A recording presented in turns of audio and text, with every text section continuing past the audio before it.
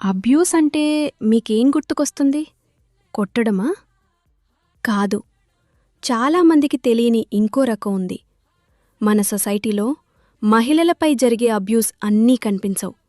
కానీ అవి చాలా లోతుగా గాయపరుస్తాయి. నువ్వేం చేయలేవు, నీవల్లే ఈ సమస్యలు, నువ్వు పనికిరావు. ఇలా రోజుకో మాటతో, నెమ్మదిగా మాటలతో మనసుని బాధపెడతారు.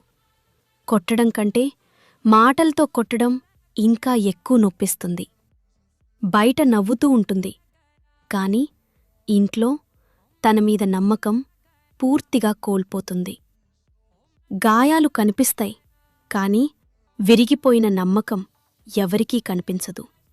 ఇది కేవలం స్టోరీ కాదు, చాలామంది మహిళల్ రియాలిటీ.